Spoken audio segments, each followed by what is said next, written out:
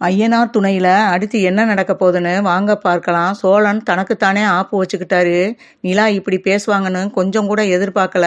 நிலா ஒரே வார்த்தையில சொல்றாங்க, சோழன் ரொம்ப ஃபீல் பண்ணாதீங்க சோழன், காய்கறிக்கு நான் எதுவும் ஆக விட மாட்டேன். இப்பயே போய் காய்கறியை கையோட கூட்டிட்டு வந்து உங்களோட ஒன்று சேர்த்து வைக்கிறேன். நீங்க ரொம்ப அதை நினைச்சு ஃபீல் பண்ண வேணாம் அப்படிங்கிறாங்க. என்ன நிலா இப்படி பேசுறீங்க?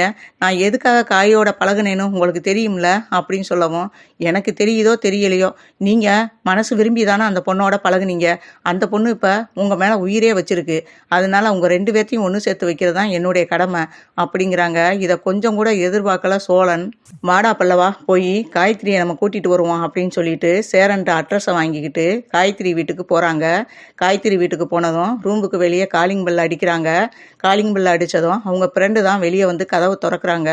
எங்கே காயத்ரி இருக்காங்களா அப்படின்னு கேட்குறாங்க. உள்ளதான் இருக்கா அப்படின்னு சொல்லவும், நீங்க யாரு அப்படின்னு சொல்லிக்கிட்டு இருக்கையிலேயே காயத்ரி எந்திரிச்சு வெளியே வர நிலாவையும் பல்லவனையும் பார்த்துட்டு, வாங்க உள்ள வாங்க அப்படின்னு காயத்ரி கூப்பிட உள்ள போய் உட்காடுறாங்க. அப்ப காயத்ரி தான் ஃபர்ஸ்ட் பேச்ச ஆரம்பிக்கிறாங்க. சோழன் எப்படி இருக்காரு அப்படின்னு சொல்லி கேட்குறாங்க. ஆனால் காய்கறி முகமே சரியில்லை. அழுதி அழுதி மூஞ்சியெல்லாம் வீங்கி போயிருக்கு. அதை கவனிக்கிறாங்க நிலா. என்ன ரொம்ப அழுதிங்களோ அப்படின்னு சொல்லவும், ஆமாம், என்னால் சோழனை மறக்கவே முடியலை. அவர் இல்லாத வாழ்க்கையை என்னால் நினச்சி கூட பார்க்க முடியலை அப்படிங்கிறாங்க. இதை கேட்டு நிலாவுக்கு சுருன்னு கோவம் வருது.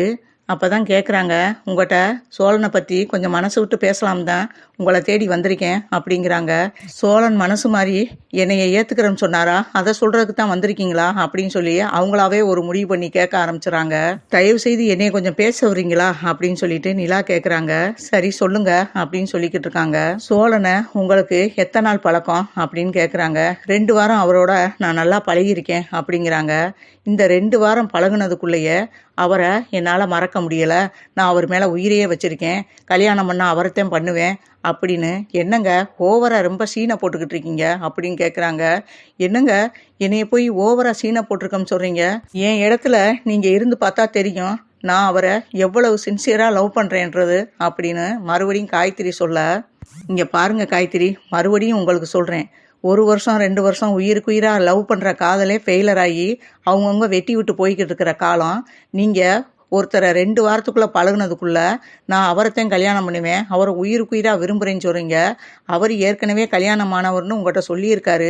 அதையும் மீறி இன்னும் நான் சோழனைத்தான் விரும்புகிறேன், சோழனைத்தான் கல்யாணம் பண்ணிக்கிருவேன்னு இப்படி முட்டாள்தனமாக முடிவெடுத்துக்கிட்டு இருக்கீங்க அப்படின்னு சொல்லி கேட்குறாங்க. இல்லை நீங்கள் என்ன சொன்னாலும் என் மனசை நான் மாற்றிக்கிற மாட்டேன் அப்படின்னு சொல்லவும், இதுக்கு மேலேயும் இவட்ட பேசிக்கிட்டு இருந்தால் சரியாக வராதுன்னு சொல்லிட்டு, இங்கே பாரிடி, உன்னிட்ட இவ்வளோ நேரம் நான் மரியாதை கொடுத்து பொறுமையாக பேசிக்கிட்டு இருந்தேன், நீ என்னடானா ஓவராக பேசிக்கிட்டு இருக்க.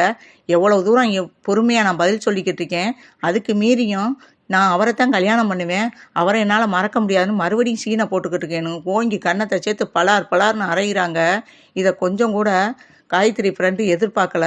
என்னங்க பண்ணிக்கிட்டு இருக்கீங்க, என் ஃப்ரெண்டை இப்படி அடிக்கிறீங்க அப்படின்னு சொல்லவும், அப்புறம் என்னங்க இவ்வளவு தூரம் நான் பொறுமையாக சொல்லிக்கிட்டு இருக்கேன், மறுபடியும் நான் சோழனை கல்யாணம் பண்ணிக்கிறேன்னு சொன்னா என்னங்க அர்த்தம்? ஒரு சின்ன பிள்ளை கூட சொல்றதை கேட்டு நடந்துக்கிறோம், இது சின்ன பிள்ளைய விட மோசமா இருக்கு.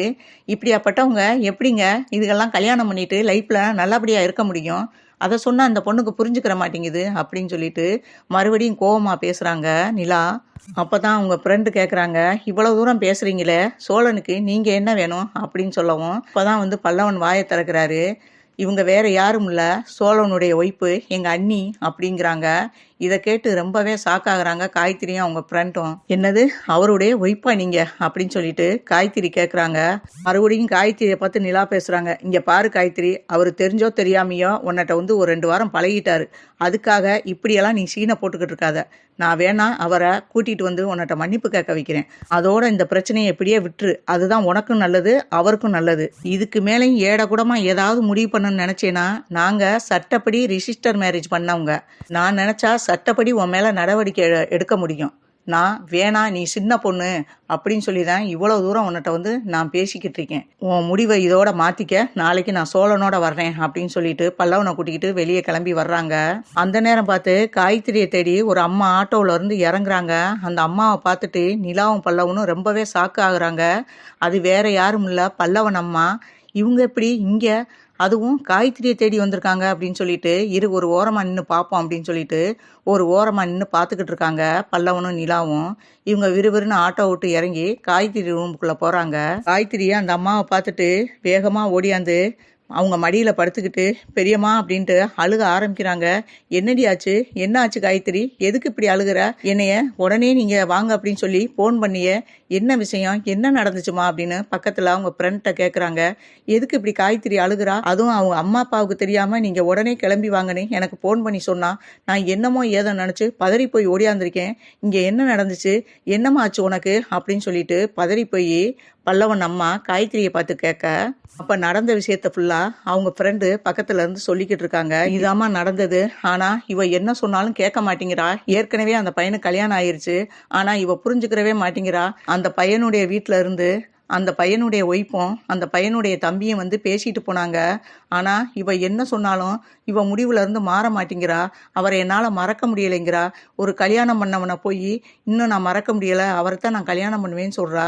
எங்கனாலையும் எவ்வளவோ சொல்லி பார்த்தோம், கேட்க மாட்டேன்ட்டா. அதாம்மா நாங்க உங்களுக்கு போன் பண்ணி வர சொன்னோம். ஏன்னா இவ ஏதாவது அவசரப்பட்டு தப்பான ஒரு முடிவு எடுத்துக்கிடுவாளோன்னு எங்களுக்கு பயமா இருந்துச்சு. இவங்க அப்பா அம்மாட்டையும் சொல்லக்கூடாதுன்னு வேற சொல்லிட்டா.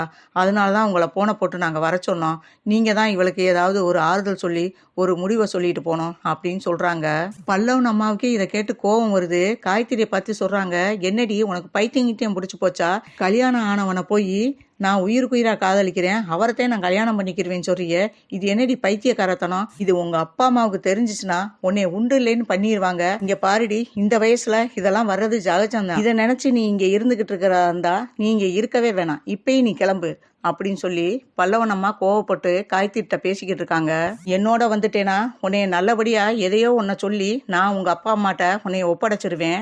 ஆனா நீ பண்ணியிருக்க விஷயம் உங்க அம்மா அப்பாவுக்கு தெரிஞ்சா உங்க அப்பா உன்னைய உயிரோட கொளுத்தி விடுவாரு, அதை நினைச்சுக்க அப்படின்னு சொல்லி ரொம்பவே பல்லவன் அம்மாவும் மிரட்ட ஆரம்பிக்கிறாங்க காயத்ரிய. நான் கூட என்னமோ ஏதோ நினைச்சு வந்தேன். ஆனா உன்னைய நான் இங்க விட்டுட்டு போனேன்னா சின்ன பிள்ளைத்தனமா எதையாவது ஒரு முடிவு பண்ணிக்கிருவ. அதனால இப்போதைக்கு நீ இங்க இருக்க வேணாம், கிளம்பு இப்பயே அப்படின்னு சொல்லிட்டு அவங்களும் கோவமா பேச காயத்ரிக்கு என்ன செய்யறதுன்னே தெரியாம முழிக்கிறாங்க. காயத்ரி பல்லவன் அம்மாவை பார்த்து கேக்குறாங்க, இப்ப நான் எப்படி வர்றது? காலேஜ்ல படிச்சுக்கிட்டு இருக்கிற நேரத்துல இப்ப நான் இங்க வந்தா அப்பா அம்மாவுக்கு நான் என்ன பதில் சொல்ல முடியும் அப்படின்னு சொல்றாப்புல. அதை நான் சொல்லிக்கிறேன், அதை பத்தியெல்லாம் நீ கவலைப்பட வேணாம், கிளம்புறியா இல்லையா அப்படின்னு சொல்லி கோவமா பேசிக்கிட்டு இருக்காங்க மறுபடியும். அப்பதான் அதெல்லாம் வந்து வேடிக்கை பார்த்துக்கிட்டு இருக்காங்க நிலாவும் பல்லவனும். அப்ப பல்லவன் நிலாவை பார்த்து கேட்குறாங்க, அண்ணி இது எங்க அம்மா தானே? காயத்ரிக்கும் எங்க அம்மாவுக்கும் என்ன சம்மந்தம்? காயத்ரி பெரியம்மான் வேற சொல்லுது. எனக்கு ஒண்ணுமே புரியலையே. வாங்க நீ இப்பவே எங்க அம்மாவை பார்த்து, எதுக்கு என்னைய குழந்தையா இருக்கையில விட்டுட்டு போனீங்க? நான் என்ன பாவம் பண்ணேன்? உங்க வகுத்துல பிறந்த குற்றத்துக்காக என்னைய அனாதையா விட்டுட்டு போயிட்டீங்க. போனது போனீங்களே, என்னையும் நீங்க கூட்டிக்கிட்டு போயிருக்கலாமே, என்னைய அங்கே விட்டுட்டு போனீங்க. இதுக்கு காரணம் சொல்லியே ஆகணும்ட்டு எங்க அம்மாட்ட இந்த கேள்வியை நான் கேட்டே ஆகணும் அப்படிங்கிறாரு பல்லவன். இதை கேட்டு ரொம்பவே அதிர்ச்சியாகி நிக்கிறாங்க நிலா.